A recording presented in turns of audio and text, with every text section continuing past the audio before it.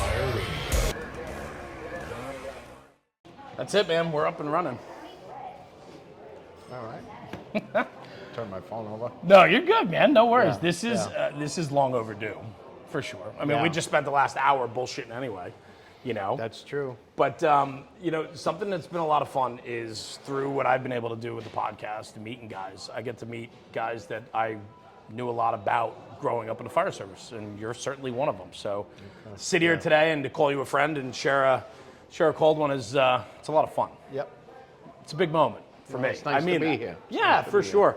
So, I mean, you and I, we kind of kicked it off really well because we have a lot of same ideas and thoughts about the fire service. That's true. And it's been dynamic. Things have changed. Things are changing. It's always changing. And the one thing that stands out to me, and it's really interesting, and I want to hit it head on right from the gate, man, the hen nozzle. Oh, yeah. It's exciting. Yeah, no, it's very exciting. I mean, it's been out for a few years now. The company started in 2020, I believe, and so my affiliation with them, I was on a different path probably, I don't know, say, for now it's probably at least 14 years ago. Yeah. I don't remember the exact date exactly, but the FDNY suffered a line of duty death. John Martinson, who had been a fireman in my battalion, was promoted lieutenant and was at a fire at a high-rise multiple dwelling in Brooklyn, and it was wind-driven fire. And anyway, they lost contact with him. They found him in the fire department. He you know, he was killed. And one of the things that happens, of course, at these wind-driven fires is that it's impossible for the engine company to advance on the fire in a normal manner. Right. So they look for an alternative water entry. So that's the floor below nozzle has been the primary tool for that, especially in a high-rise situation. So we had them, but they weren't prevalent. You know, they had some, but they weren't prevalent. And so I was like torn about this. I was like, is there any other way we could maybe get water up there quicker within the capacity of a regular engine company? That was the idea. So I took my company, we had a vacant apartment house, and I added 2 elbows to create a bend in the line. We put it right at the window edge, and we used the 2.5-inch hose line, which is what we were using anyway at the time. And I took the tip, and I knew if I crushed it, I'd create like this flat spray, like a fan spray.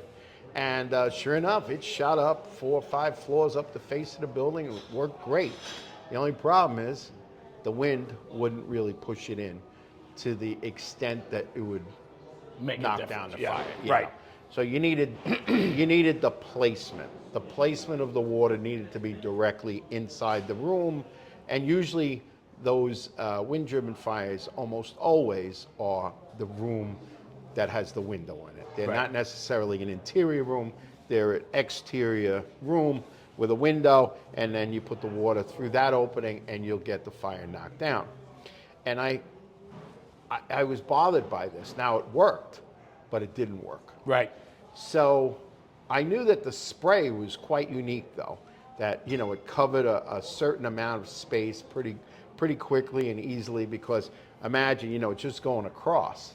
Instead of just one pole, we've got multiples hitting different surfaces. Well, you took a regular smoothbore and squished it into like an oval, if you will. Yeah, a complete oval. I did it with an 1 1/8 tip. I did it with a 1/2-inch tip. I did it with our other tip, the 15/16. I did them all just to see what they would look like. And it was very interesting because they had a very defined pattern, and they were nice. It was a nice stream. However, people didn't want it, they didn't understand it, whatever. I wasn't even trying to do anything with it. But I did have it at the Fire Academy at one time, and we were using the void nozzle, and I felt like that stream would benefit from this, like the cock-off nozzle, thing like that, right? And it didn't gain any traction or anything, you know. It was just a matter of, well, you know, nobody's making it, so like, you know, this is homemade. Sure. So years later, I end up running into the people from HEN, which stands for High Efficiency Nozzles. They're at a trade show. It's the owner and a fellow I know, Eric Gita. And Eric and I had taught together. He's from Sacramento. And hey, you know, we reconnect at this conference, and then they show me what it is, what they have. And it's plastic. It's a plastic nozzle. Prototype. It's a prototype. Yeah. And I was fascinated. I was like, oh my gosh, this is my idea, but to, you know, expand it out. And, you know, the thing that was very super interesting was that you could do a solid, hard stream, the tight stream everybody's used to, the smoothbore stream, and you could adjust it into what they ended up calling a blade stream, this flattened out linear stream. And I was like, oh my gosh, this is such a great idea. And I talked with them after that, but I didn't do anything about it. I was... you had to be torqued up though. When you... this is something that you worked on how many years prior to that? Well over 10. Right. Yeah, well and over then 10. to come to a trade show and all of a sudden you're like, whoa. I know. Because that's a project you put on the back burner. Yeah, it was something I had thought about, but never, I didn't envision what Sonny, the owner, had come up with. Right. And he came at it from a different approach. He was worried more about the forestry people. That's how he got his motivation. And he had this wide stream, which is what they want to use to lay down a protective path for themselves. And then they told him, yeah, that's great, but we also need the tight stream to, you know, to get into the vegetation, penetrate, to get it some distance, you know. And no different than a fire service. It's this, well, we are the fire service, but so now here's a nozzle that works great in forestry, and it also works great in structural. So now it's just a matter of introducing it to the fire service. But going back to the original meeting, another friend of mine comes around the corner and he says, I have a picture of that nozzle and tip that you had from years ago. No way. Yeah, I was like, well, I don't have it on this phone. I said, an old phone I probably have it on. And he showed it to everybody. And it was just, you know, it's one of those things, you know, it was meant to be. So I eventually got with the company, and I was fascinated by the progress they had made. And I wanted to put whatever I could behind this product to get it into the hands of firefighters, because I believed in it. And then we did some additional trials, fire trials, basically demonstration burns, that were important to me because that's where the rubber meets the road. It's the validation, right? You can do all the parking lot videos you want, that's fine. And there are other videos you need to produce for educational purposes. But when you are putting out fires, that's the heart of it. And we made sure we got some well-credentialed firefighters to operate the nozzle, that people will respect their opinion. They don't have to agree, but they have to respect it. And that's what we did. And anyone that's used it has enjoyed it and been like, wow. It's something different. Yeah. For so long, you know, the introduction, smoothbore nozzles, then the introduction of automatic or fog nozzles, right? Mm-hmm. Then the culture shifts back to smoothbore again, understanding the importance of a solid stream penetration, right? Sure. And now we have this blade design. Mm-hmm.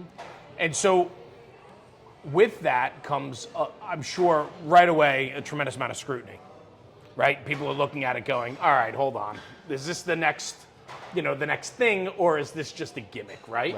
And then I look at it from my point of view and I go, but there's a guy behind it that I read his stuff all these years in my tutoring of the fire service, and reading your articles and understanding your experience, you know, throughout my, and I go, this guy's signing his name to it. Yeah. That to me, one, that you could tell there's a passion behind it, right? And then to meet up with you years later like we have, and you tell me the story that we actually tried this years and years ago. And so to see that come to light through a manufacturer was exciting for you, and it probably rekindled this excitement for this project. Oh, no doubt, no doubt. You know, I was frustrated that the idea that the stream didn't go in with the wind pushing it, but The actual stream was another story. Right. You know, and I played with it for a while, but you know, you have to be in an environment that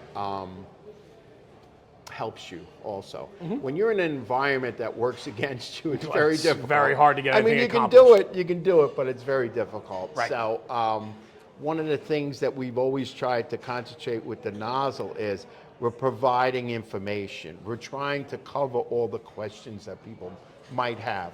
And yes, there was a major push in the American Fire Service to get people to go to smoothbore. Now, Right. I never really cared what people used. You know, you have to use what your department That's gives right. you, obviously. But one of the things that's come to light now over the last couple of years, especially with the UL studies, is a 30-degree fog cone has no position in the fire service for interior fire attack. And I don't make that up. That comes from the researchers at UL. This is a potentially dangerous way to put out a fire. The hen doesn't have that issue. And then the other thing is, if you're going to use a combination nozzle, straight stream or fog, and the biggest thing we tell people is make sure it's not in that cone before you go in there. Right. I mean, do we really want a nozzle that half of it we can't use for fire attack? I mean, that's a bad idea. The one nice thing about the hen is that it's a smooth bore all day long. If you want that tight, deep stream, you got it. But we also have another stream that's adjustable in width and just provides tremendous coverage and placement. Well, and that's it. And knowing you and seeing you teach and reading your teachings and so on, water mapping super important, right? Cooling the overhead, cooling the surfaces, right? Yeah. That's exactly what the blade feature does. This nozzle has forced me to examine hose streams a lot closer than I ever did. Is that right? I was very satisfied with smooth bore streams until this came along, until I had to really examine it for the coverage, the contraction of the gases. Right. That's a big thing. That's not really talked about much. But imagine you have a solid or straight stream going to the ceiling. So you have this pipe of a stream going up. And then it hits the ceiling and it fans out. And I always make believe we're going to have pizza today. You know, regular, not Sicilian, you know. Right. Well, the hen comes out a little differently in the blade mode. It's V'ing out as it goes up. And what that's doing, it's creating a multiplier, a force multiplier of gas contraction that you don't see with the other stream because it's narrow and it doesn't interact with much of the gases. When it's wide, it does. So what we saw was we were seeing cooling on the way up through the heated gases, and then when the blade pattern hits, it hits in a wider footprint than a single pipe, and then it also expands out as well. That's they both interesting. do the similar thing, but our hit spot is bigger, and our cooling force as we go up is bigger. And because it's got large droplets, it's not a fog that's trying to get out of the periphery of its own nozzle. Yeah. So with small droplets, which evaporate very quickly, these are fat, heavy droplets that will survive.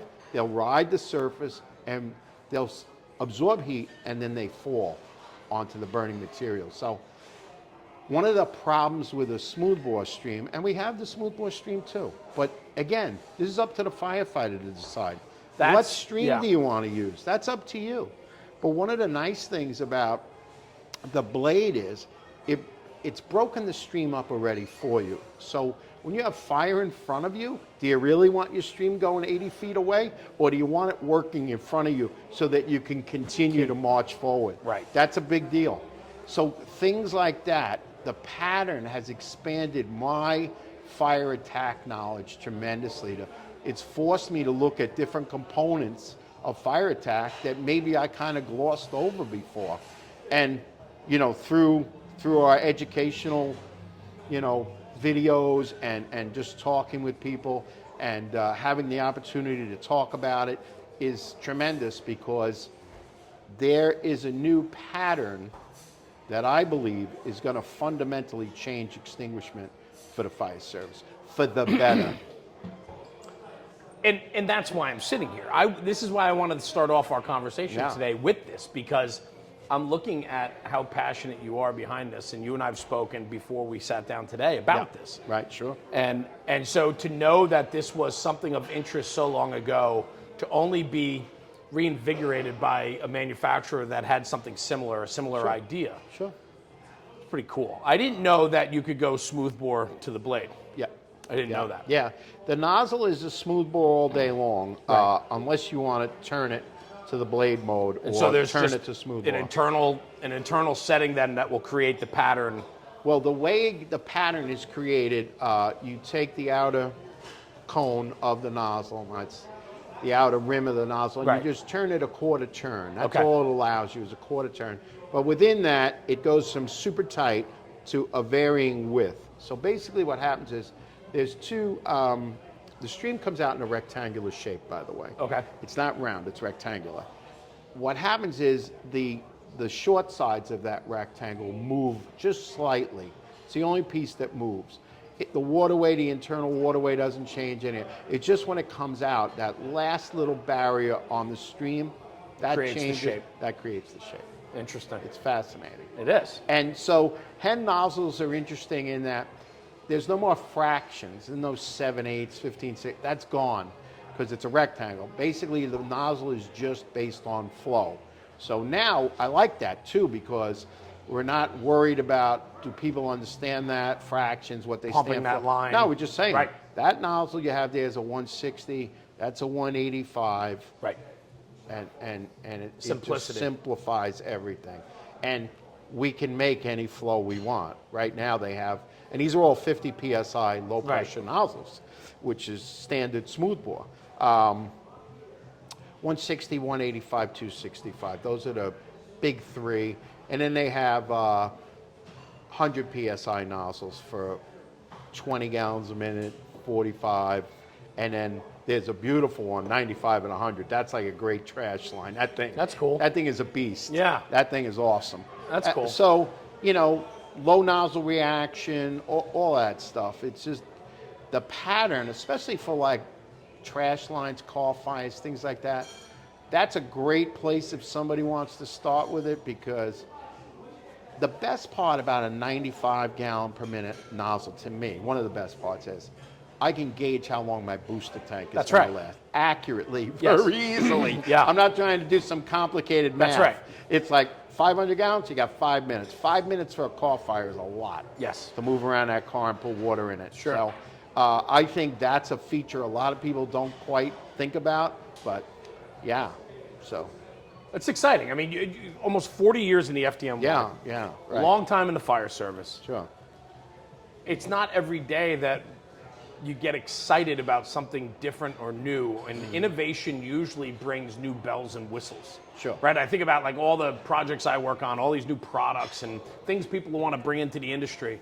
This is fairly simple. Oh, it's actually very simple. It's just a different way of thinking and a different type of theory when it comes to water application. Yeah, unless you need to put the stream deep, or in a really tight spot, we tell everybody use it in the wide blade mode. If you need to crank it down a little for whatever reason, narrow it, that's fine too.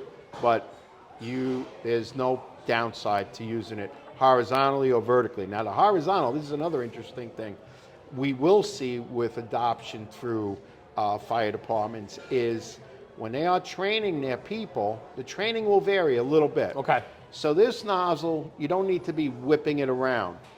Basically an up and down motion if you have the stream horizontal, or if you turn it vertically, a side to side movement. One of the things with moving a stream in a circular pattern, that works fine for tight areas, it really does.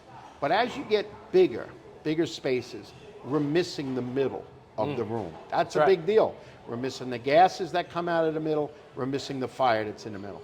This thing, up, down, whatever, or side to side, you miss a heck of a lot less. You're capturing almost the majority of everything. Within a pass or two in a room, you got the whole room covered.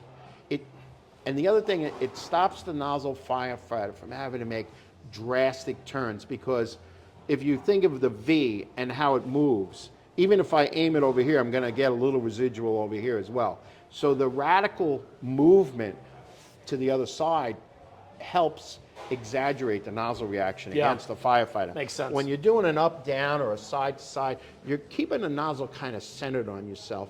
So those wide movements aren't necessary right now. And some people say, oh, it's less nozzle reaction. Well, it may not be. You know, if it was anything significant, we'd certainly mention it. Right. Whether it's a point or two different, that doesn't really matter. But what it does is it feels that way. And that's important too. Yeah. And the other thing is you're not fatiguing yourself as much. Well, that's what I was going to say. I mean, we teach how to whip this line, and you watch these kids. I mean, and I say kids because, you know, and it's you watch them, and it's just go, go, go. And it's, I mean, the toll that it takes. Yeah. And then I watched the one video, the garage fire video we were talking about, right? Where you guys are burning regular materials in a controlled burn. Yep. And they're going in and applying water, and you look at it's almost Mr. Miyagi paint the fence, you know, type. Exactly. It's smooth, it's deliberate, and the amount of water is just from the visual. Right. It almost looks like more cooling and an extinguishment is happening because of the shape. Right. The shape. It's the same amount of water. Right. Right. But it's the shape of the extinguishment. It's pretty cool. Yeah. No. It just look. If you want to paint a wall with a brush, go right ahead. Right. I'm using a roller. Right. You know, it's just. But it's not a fog nozzle, and that's but that's what I'm saying. Like there needs to be that distinction drawn so people understand what this is. Well, so the other nice feature about the blade is that linear flat pattern is that it's all kind of working for you at the same time, whether you put it on the ceiling or you have it lower. One problem with a conical stream is a lot of times only a portion of it is actually working. And the other problem with it is it's always pushing a lot of air. And one of the things that they found, UL found with the fog, that why they don't recommend it for interior attack is it pushes a lot of air. Yes. And the droplets aren't downrange enough. They get evaporated easily. This hen nozzle basically is, you have your solid stream, which breaks on contact, and you have your blade stream, which is already pre-broken for you. So the droplets are good size, and they get downrange. So there hasn't been any drawbacks to using this nozzle at fires, and we've tested it to try and fail it, and it hasn't happened. Yeah. And we've had great results from, we have it in the field. We have it in the field in some major fire departments, and we've gotten tremendous results from it. It's a new endeavor. I mean, this is a long-term play, and it's going to take a long time to educate. I mean, but I think through education comes awareness, right? You've got to get it out there. Certainly. Yeah. Most definitely. In all your years, it's got to be fun to have something new and exciting for you. Like, I'm just thinking, right? I mean, I'm sitting with Ray McCormack, and I mean that the most endearing way possible. You've had a very colorful career, worked in a lot of the best companies and busy companies in New York City. You've been involved in some very high-profile, activities and things on the fire ground, and you've taught worldwide. Yeah. What more is there on the pedigree, right? What more is there on the resume? I mean, you've done a lot, but I see the passion on this project in you. Sure. Oh no, for sure. It's gotta excite. You gotta be like reinvigorated a little bit. Well, yeah. I mean, I've thrown myself into this totally because I believe in it. That's it. I mean, I do, and that belief is not misplaced. That's the difference. It's not misplaced. It's only going to be a matter of time before people actually see that there is an option out there that will help you, and it'll help us put out fires faster with less fatigue and good coverage. Yeah. And we're getting everything we want out of this stream. We're getting good air entrainment value out of it. It's just a matter of time. Yeah. Before people are using it more frequently. And I give a lot of credit to those people who have tried to use it already and are willing to give it a shot. That's great. We're trying to make it easier for those small departments that don't have their own R&D. Like, we did the R&D kind of for you. Right. Now it's just a matter of give it a shot.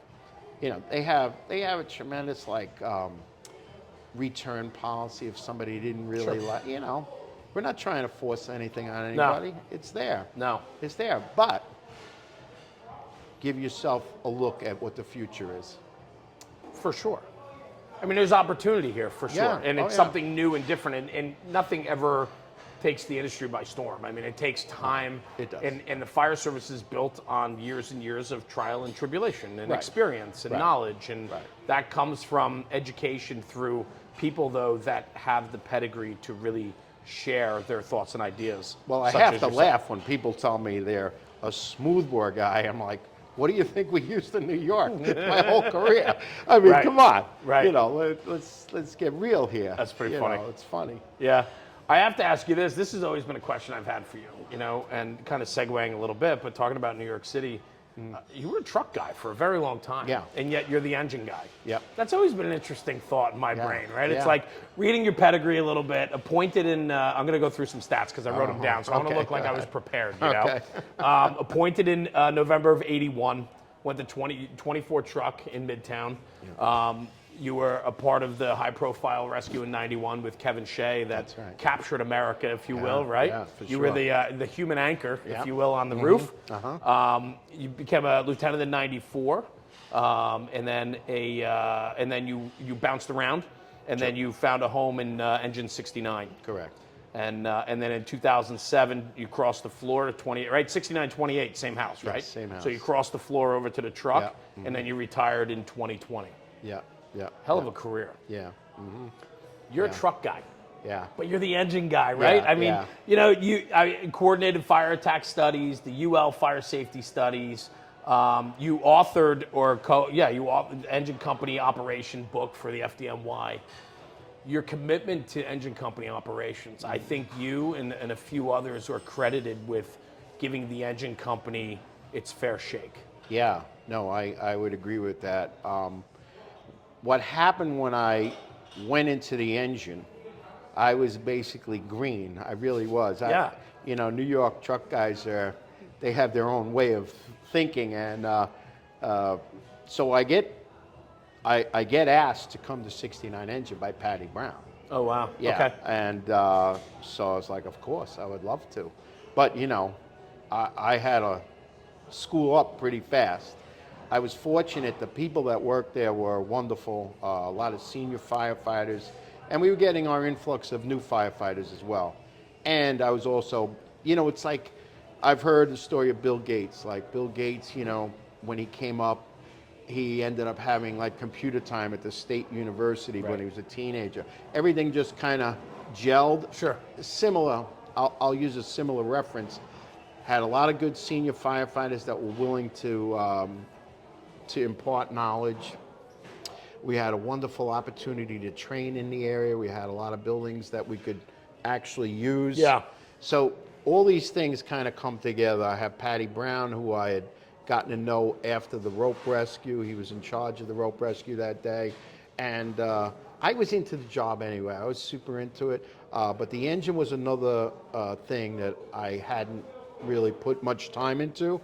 So when the opportunity came up, I wanted to learn as much as I could. I was in a great place to learn, and 69 Engine was one of the busiest engines in the city, and the stretching parameters that they had to do were very difficult. Big stretches, long stretches. Right.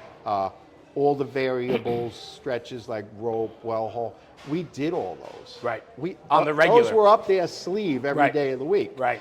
And so I learned all of that, and we were blessed with fires. That was great too. And it all kind of came together, and I loved it. I fell in love with it. That's what happened. I was in the truck, and I loved the truck. Sure. And I love both, but I fell in love with the engine. And to this day, I was just like, well, we got a lot of guys from New York talking about Halligans and forcing doors, and I know how to do all that stuff too.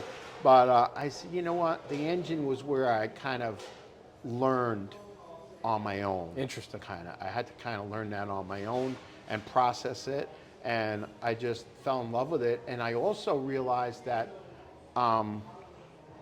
we needed education on this. One of our tremendous, educators had passed on 9/11, Andy Fredericks. Yeah. And, New York City still had a lot of things to offer the country in teaching, and we had our people that were still out there. I'm not saying that, but so, opportunity comes, and you either hear the knock or you avoid it, or you take advantage of it, whatever. So, I had been in the engine for a few years prior to 9/11 and was super into it.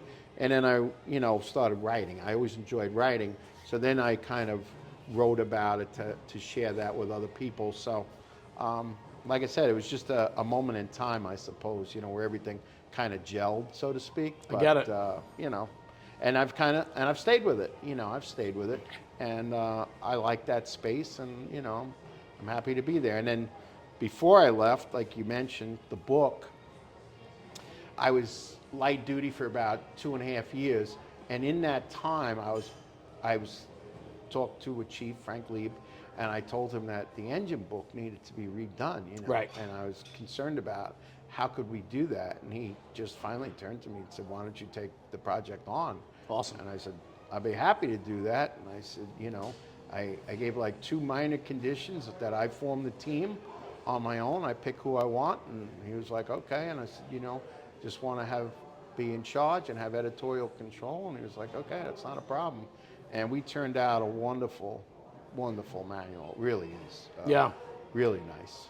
Well, on top of all that, now you travel and tour the world, if you will. Yeah. Which has got to be, I'm sure back many years ago, you didn't foresee what would come from that. No. And the influence that you have and the relationships that you've made, I mean, I'm sure it's countless, Yeah, I mean, obviously everybody has their mentors and people that help them along. You don't do it by yourself, Right. obviously. But no, I've had some great opportunity, and I've tried to make the most of it, and I've always kind of tried to stay in the operations level. Like, it's funny, I was just talking to someone on the phone.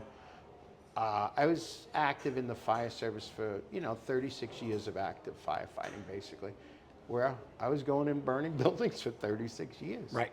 I mean, I wasn't outside, I was inside. Right. And whatever that comes to, it comes to a knowledge of how we operate, experiential knowledge, and it's just, you don't get that out of a textbook. Textbooks are great, and what goes in textbooks is very important, because that information lives for at least a decade. That's right. Unchanged. So Yes. if we have bad information going in textbooks, we have poor learning going on in fire academies. And that, while I never did a textbook, that is a tremendous amount of work, but I know people that do, and we have to make sure that those textbooks get worked on.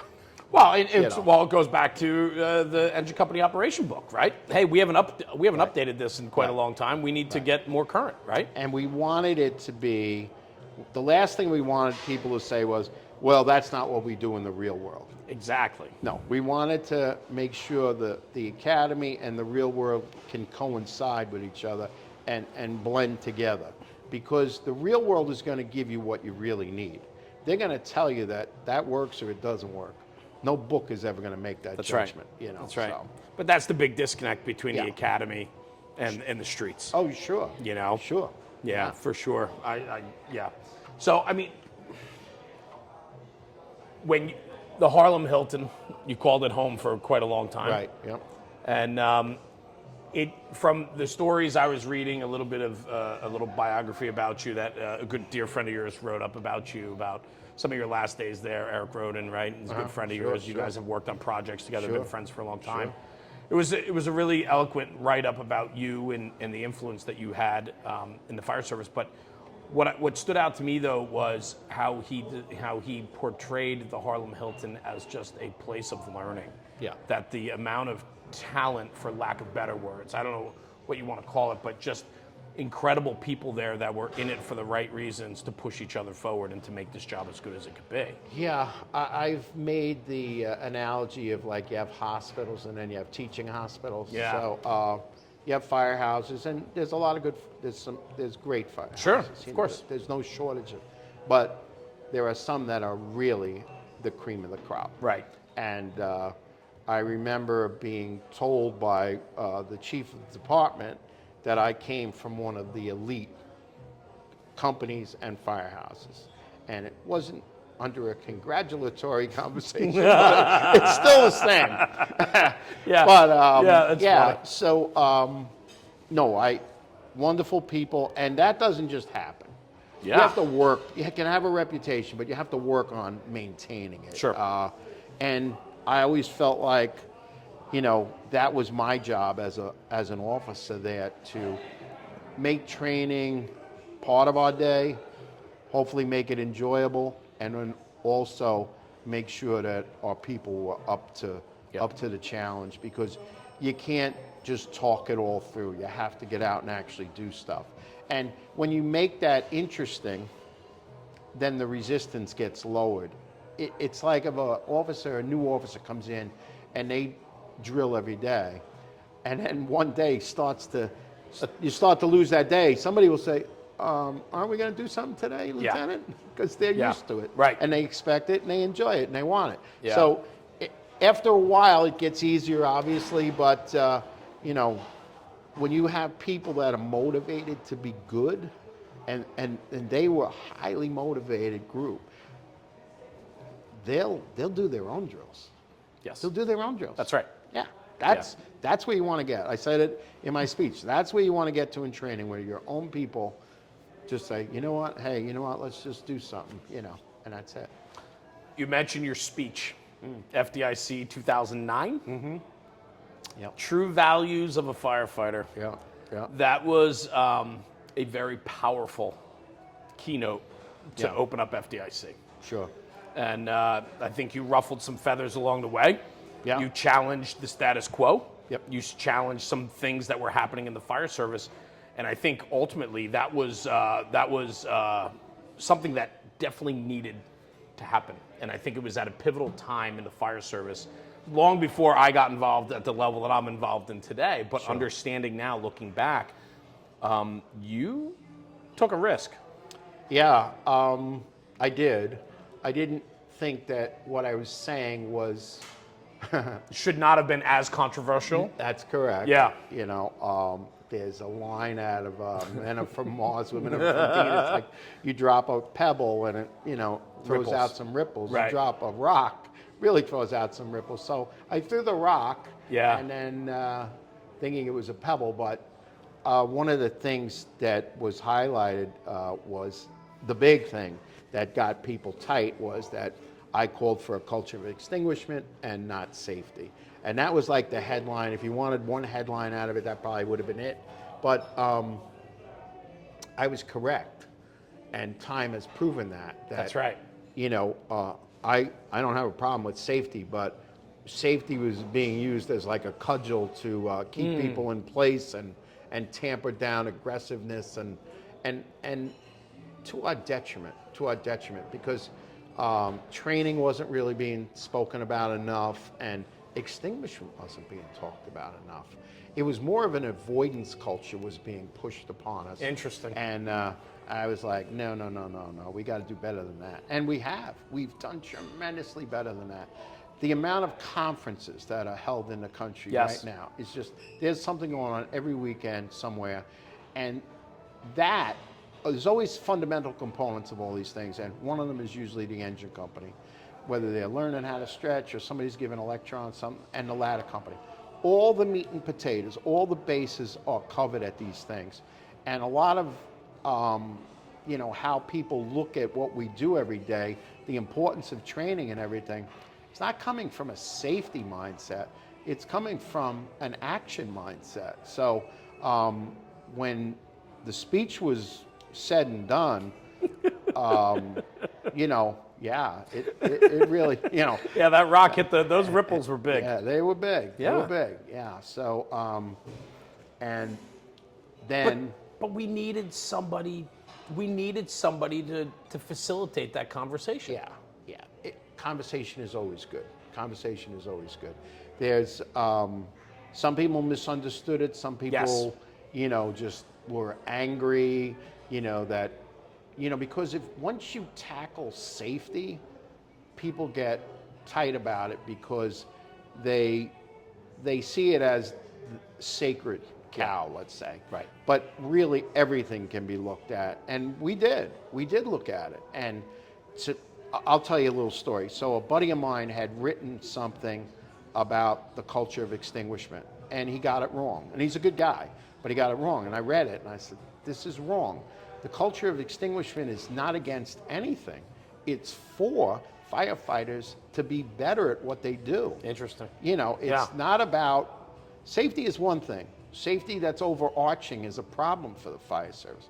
Safety that's tactical, that's cool, that's fine. But safety that stops you from going in and rescuing someone. Right. Because we're worried about you Thank more than anything. And it's fine to be worried about your people, but we have to worry about the civilians as well. Yes. And I basically said that. And you know what? The people in the audience enjoyed it that day. I remember them standing up. There were a couple opportunities for people.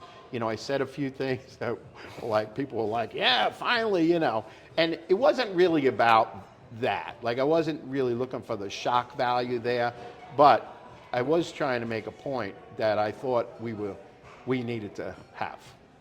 The fact that people are willing to stand up during it and cheer on something you're saying means that you're hitting a nerve. Yeah. You're saying things that people wanted to say. Yes. You had the opportunity to bring it to a bigger stage. Yep. The big stage. Yep. And you said it. And that stage is for that. That's right. Yes. 100%. That's what it's for. That's Yeah. what it's for. So it's the most watched Yes. they've ever had. And people, I just had a fellow the other night. I did an engagement, and a fellow came up to me and said, we show it to all the new firefighters when they come in. I love that. I said, oh, thank you. And I've heard that numerous times. And Yeah. that's great. That's great. I think the other reason why, too, there was so much passion behind it because you had the conviction in it and what you were saying you believed in. But it should be said, too, the follow-up to all of it was you followed through on everything you said. Yeah. There was nothing in there that's not you or what you believe in. Right. And so there was no way to punch a single hole through it because it was solid. Yeah. No, it was a good speech. It really was. Did you know going into it that it was going to strike nerves the way it did, or reinvigorate people to say, yes, and we need to get behind this? No, I didn't have didn't? any. No, I did not. Write it on the back of a bar napkin? No, no. Some people accuse me of that. Though. I bet. Someone asked me how I thought it was going to be, and I was like, good. I hope. Yeah. I didn't know. Yeah. And it's funny because Harvey Eisen was in a bus with me going from one place to another there. And he said, what happened yesterday? I go, what are you talking about? He goes, well, I'm hearing all this stuff about safety. I go, I don't know. I don't know what you're talking about. Wow. It wasn't until I got home that I heard what was really going on. Sure. But yeah. But a culture of extinguishment Culture of extinguishment. has to be a priority. Oh, It has definitely. the highest priority. Definitely. And if you're buying fire trucks for $1 million and they're sitting in your firehouse and you're passing them by like they're worthless, you're not doing right by your people. Because, that is the safety of the community right there. We exemplify that. And our people, whether volunteer or paid or whatever it is, when you get on that fire truck, the community is what you're protecting. And there's no greater responsibility, and you have to take that seriously. Like when I rode around that fire truck, I owned that neighborhood. I owned the safety, the fire safety of that neighborhood. Yes, in extinguishment, prevention, when prevention stops working, extinguishment takes over. That's right. And we have to be good at that. Yeah. We have to be good at that because our lives depend on being good at it as well. And we have to be willing to go above and beyond for people that aren't protected. That was something that really was drifting, was that, you're the priority. And I get that we want to keep our people safe. I don't have a problem with that. But when it gets to the point that you don't want to do your job correctly and be willing to get that person out that needs you. You're their last hope. You are their last hope. I mean, Yes. I said that in the thing, and I Yes. meant it completely. And I came from a family that suffered fireground tragedies. Oh, wow. My mother's brother was killed at a fire. My father was badly injured responding to a fire. Wow. So, I mean, I saw the other side, you know, so nobody can ever accuse me of like, I didn't know what I was talking about. I watched my cousins grow up without their father. So, you know, nobody wants anybody to be cavalier. Nobody's asking anybody to go on some suicide mission. Right. But you have to realize why you put that uniform on. It's powerful. Yeah. Yeah. You did it for many, many years, riding around your neighborhood of Harlem there. Sure. And taking ownership of that. That's powerful. You mentioned mentors before. Mm-hmm. You're now a mentor to many, whether you wanted to be or not, you are. Right. For you, your early days, right? I mean, a lot of what's talked about with Ray McCormack is where you are today and what you're dealing with, the head nozzle, your engine company operations, your standpipe policies, right. guidelines, all that stuff. Yep. I'm a little curious about like your beginning, you know, a little bit of the beginning, right? I mean, I'm sure it's a very colorful story, but like finding the fire service and then like your first couple days and maybe mentorship to you, like who were those guys, whether by name or not? Yeah. That like, what did they instill in you to get you to where you are fast forward 40 years later? Well, you know, coming in, even though my father was retired firefighter, I was still pretty green. Mm-hmm. I didn't know too much about what. So he was in the city? Yeah. Okay, city fireman. Yep, yep. Yeah. And I didn't really exactly know what to expect. So, you know, I go to the firehouse, and back in those days, you know, receptions varied dramatically between they didn't talk to you or, right. You know, you were the junior person, obviously. So you accepted your role. You know, it was no big deal. You kind of knew that was coming. And, but the best firefighters, and I had great mentors when I first came on, they would bust your chops, but sure. They would also give you something too. Right. They weren't just there to be jerks. They knew that they might need you as well. I mean, you know, right. You know, we can't beat this person up too much because he may be the hand I need after I fell through the floor. Right. You know, so whether that's the motivator or not, I don't know. But I always got a decent balance. And then you also learned at the right hand of the people you worked with. Like I always had the can. I said that. You know, had it for like 3 years solid. So I learned what. You know, how the boss worked, I understood how to force doors, all that stuff. And then you would move to another position. That was a nice luxury to have. Sometimes firefighters don't get that. Yeah. That opportunity to stay on one thing long enough to really get good at it. But that doesn't mean it's horrible. You have to move around too.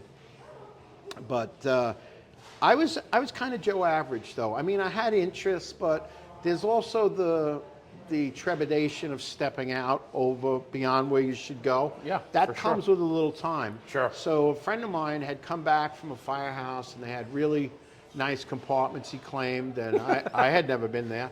So, but I looked at our compartment, at least one of them, and it was really bad. Like you'd pull one tool out and four would fall out with it. And I was like, this is a mess like this. So I asked the captain, I said, hey, can I put some plywood in here and build a shelf or two? And he's like, yeah, if you want to, go ahead. And I did. And became a lot better organized. It wasn't perfect, but you know, we didn't have all these things that they have today with all the straps and all that. Yeah, it was very different back then, sure. Everything was made out of plywood and 2x4s or whatever, but I eventually went all the way around the rig. Is that right? I did all the compartments, yeah. Dolled them up, whatever. And they were better organized, and it was easier for us to operate, because, you know, you got to pull stuff out in a minute, and you don't need all this stuff falling out with it. So that was something I did on my own. I took some abuse for it, sure, but you know, you take abuse for anything. That's right. If you're putting yourself out. Right. And but as long as it was for the betterment, then I think you got a solid base to stand on. And that's kind of how I did everything. And then eventually I decided I wanted to write.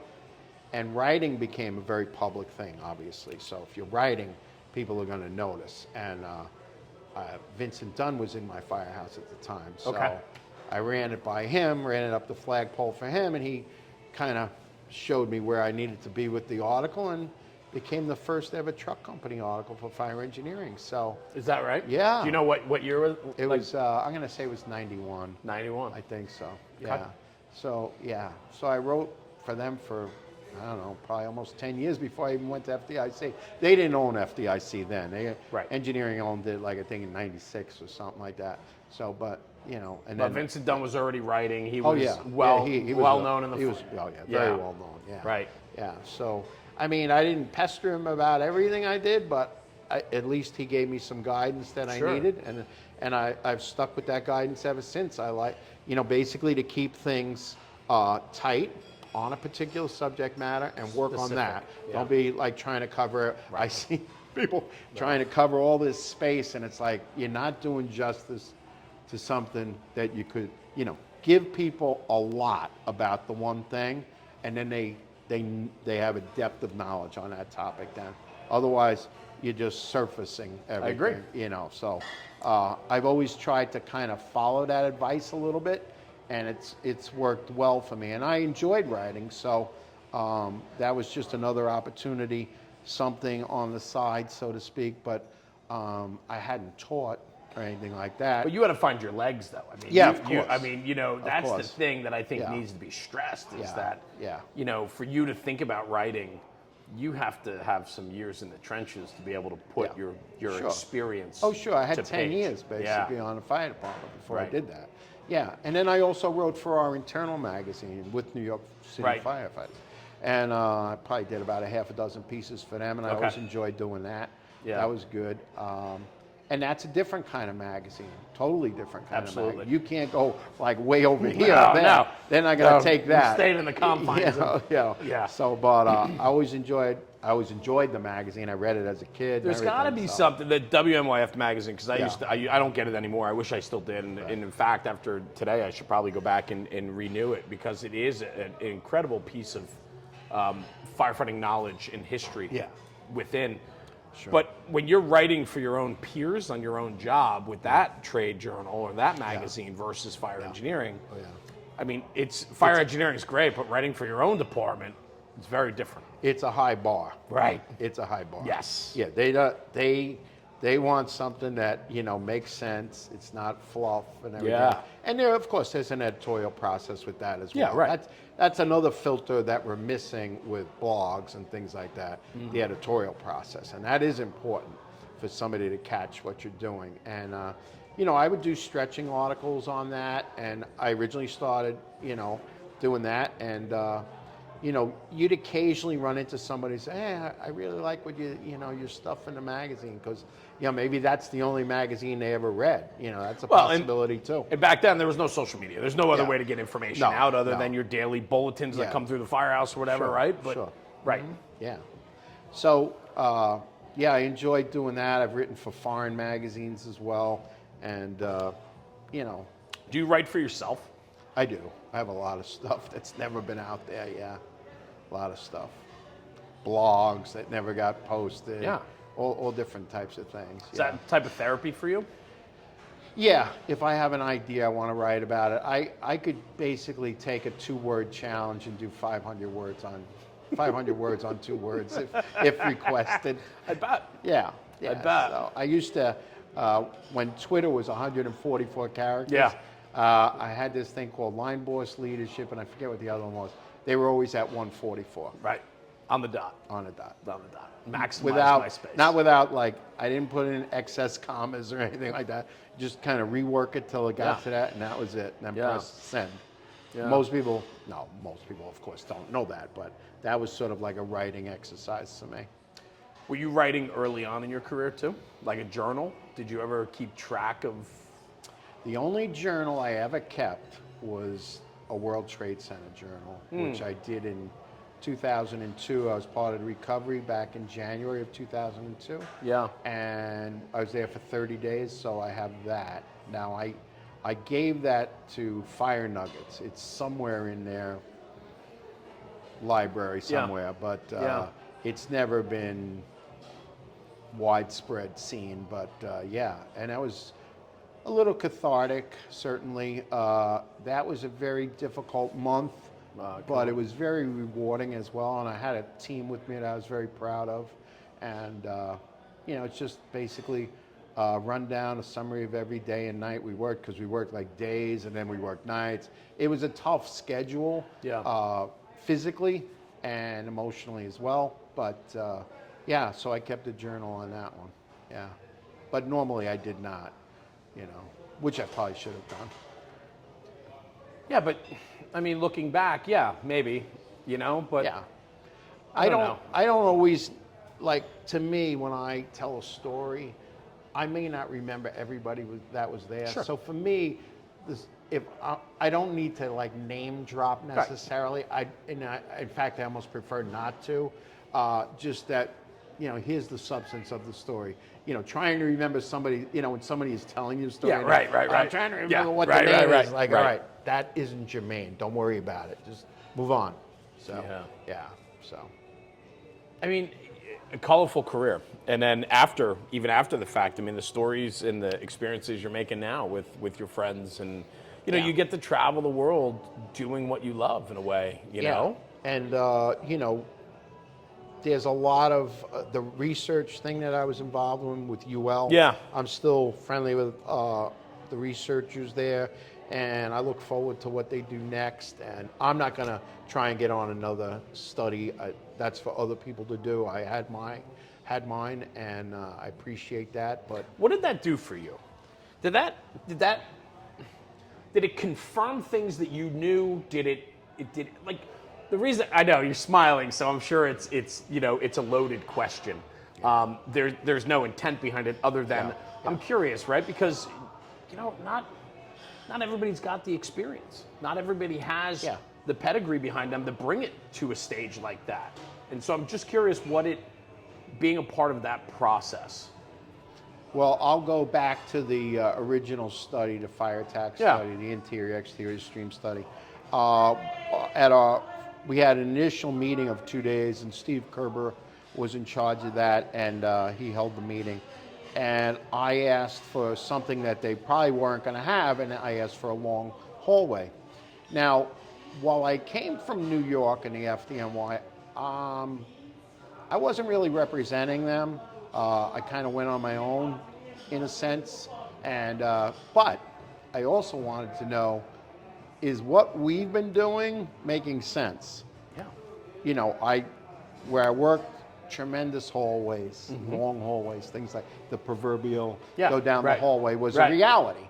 So I wanted that long hallway. So he got it put in there. And I wanted flow and move, which was another technique New York City used, where you keep the nozzle moving the whole time and as you advance. And there was a lot of resistance to that. The hallway, not so much, but there was some internal resistance to that, and got it pushed through, and he did that. And I'm going to tell you, those two things were a big deal to the study, because they designed the house around the long hallway, so that was significant. They did flow and move as a technique, and I didn't know how it was going to turn out. I had my own ideas. Sure. And then when the numbers came out and everything, and it totally validated itself, and just kept everything at bay. Without any rebound time on temperatures and stuff. It really provided the ultimate safety cocoon for the nozzle team. And that to me was a big deal. So, while I had some concerns about the things I asked for and what I believed in, I was very happy with the way the study turned out. I felt validated of what had happened. That's the word, right? And, all right, I'll tell you. I made a jerky comment to Steve. I says, hey, who doesn't have to change their PowerPoint now? Me. So, it was nice to get that validation. And, so then, if you look at the water mapping prop that UL designed, it's based on the long hallway. That we had in the study. That measurement is basically taken from our model home that we had. So, so it still goes on. You're able to show the distribution of the water pattern and everything. We wouldn't have been able to do that if we had gone with a 3 or 5 foot hallway. It wouldn't have mattered at all. So by pushing for the long hallway, we got a lot more out of it in the long run. We really did. Yeah. I have to think that was probably a career highlight for you. Yeah, no, The culmination of all those Yeah. years of Yeah. experience and actually doing it to then put the science to it Yeah, and the and data, I'll right? say something a little, maybe some people won't like this. I didn't need to be there. Yeah. I wanted to be there. Yeah. I had a decent resume already, so it was nice to have that, but I wasn't looking at that to get me anywhere. And that's a big difference, the way it's how I feel about some things. Well, with that mentality, that makes it authentic then. You're there for the right reasons, right? You're there, and so on. I think there's a lot to that. Literally, I was at a meeting and someone said, hey, when can I get like stuff so I can go? Oh, I was like, oh my gosh. Yep. This is, you just showed your hand. That's terrible. Whatever. There's a lot of that out there. They are doing another survey soon, and they've put out the request. So if I'm at a place, I tell the people that are there, I said, look, they look for urban, suburban, and rural. They look for young on the job, fairly young, middle of the road, and older. Fair representation, it's open right? to everyone. Right. Like, don't think you're out of it, so much. So in my application for the study I wrote, this is the one I want to do. Yeah, I know. A little cocky. That's funny. Whatever. It's all right. Yeah. I think it makes sense. Yeah. No, it was good. The fire attack study was a great group. There were moments of a lot of friction, but you want that. You want to have friction. Well, you do. Yeah. You do. have to have friction. Yeah. So. And I think that's what we shy away from now more than ever. Just not even in the fire service, but just in life, right? Yeah. Like we're not looking for an opposing point of view because like that would cause conflict, and we want to avoid conflict. Conflict is good. That's right. Even in our engine book, I can remember us talking about, and it doesn't matter what it was specifically, but we debated a single point for probably 45 minutes, and it was important. But language matters. Debate is good. Yeah, and language matters too. How you put something out there, and how you talk about something. So, yeah. Looking back on all of it, it's a hell of a ride, and you're still riding. Yeah. Oh yeah. Yeah. Outside of the fire service, which is, I'm sure you have every room of your home has something fire service. Everything you do, a lot of your phone calls and text messages every single day, it's all about firefighting. There is a lot of that. I won't say every room in my house has. Close to it, I'm sure. Your wife probably. I have a little section, my love me wall. There you go. But that's about it. That's about it. I'm not big. I don't have awards up or. Yeah. And most of the stuff is in the garage. I get it. It's all right. But it's important to you. It's important, but it's not. It's part of your story. Stage. It's not center stage. What's center stage now, outside of firefighting? What do you enjoy doing? I know you and we've shared some great meals together. I know you like to travel. Yeah, I love to travel, and see different places. And as cliche as that is, I'm going to do a bunch of that this year. Good. That's what you should be doing when you're retired. And I like the challenge of the fire service. There's so much more that can be done. As you know, you mentioned Eric Roden. So Eric and I, back in 2010, I guess it was, put together Urban Firefighter Magazine. Absolutely. And you saw a need. There's been some renewed interest in that. I don't know if that's ever going to amount to anything, but that was also, that was funny because in 2009 I gave the speech, and in 2010 I was back on that stage at FDIC. they were announcing their partnership with Urban, right? And so that was interesting. And then we did that, and that was another love of my life. That was a great thing. Yeah, that was a great thing we did. We put our own money behind it. We stood behind it. And for those that had seen it or have had the opportunity to look at it, it was what Fire Magazine should be. It really was. And we paved the way for that. It was digital, which was ahead of its time, sort of. And we paved the way. So, and Eric's still doing some interesting stuff. And, you haven't seen the last of us, I don't think. I don't think so. Yeah. You got a lot ahead of you. You and I have had some great conversations about a bunch of different things. Yeah, And certainly. the one conversation is the relationships that you have. Sure. And the relationships are everything, right? And I think what's fun is you and I have been talking about podcasts and how do we share stories, how do we share, the experiences and so on. And so the friendships that you have and the relationships that you have could make for a great way in sharing information if you had, say, a podcast or something like that was available. Sure. It'd be fun to do. It'd be great to do. So maybe we should do it. I think we should. And that's the fun part. That's why we're here today, right? We're looking at the future. We're looking at how, we can share your stories and experiences. And, through audio, we've come to find out with National Fire Radio, we have an incredible community, and they're always starving for something more and different.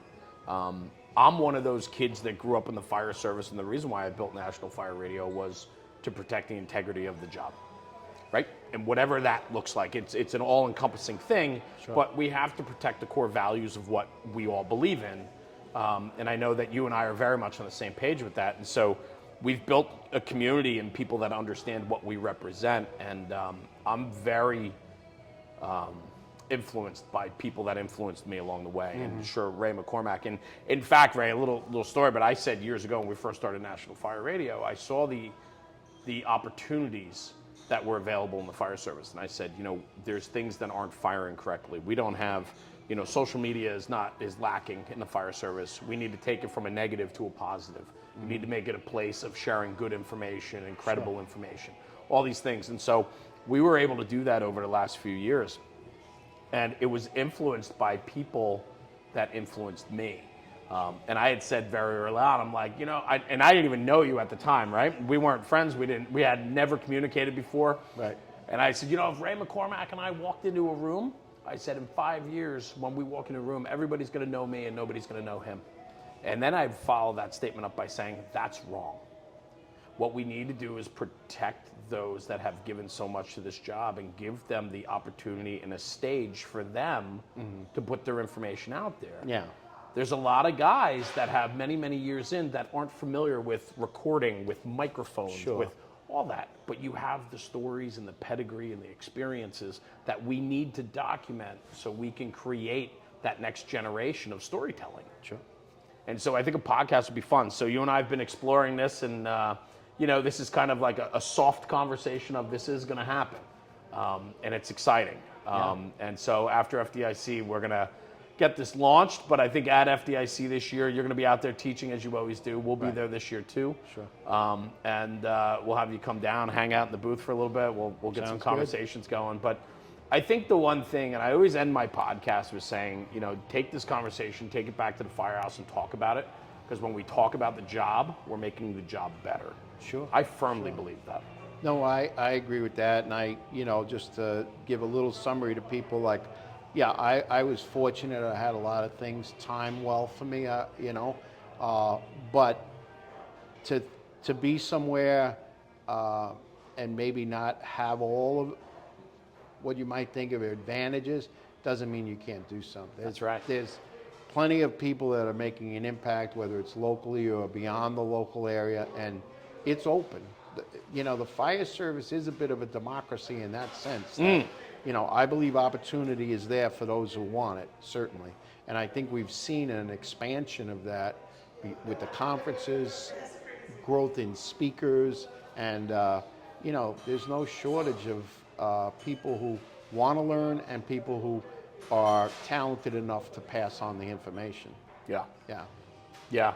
I agree. I think there's more opportunity today than there ever was. Yeah. And I look at when I was a young fireman, I didn't know half of this world, any of this world existed. And to see what exists today and the opportunities that are out there, I tell everyone, a lot of people are looking and longing for something more. And I said, well, then go find it.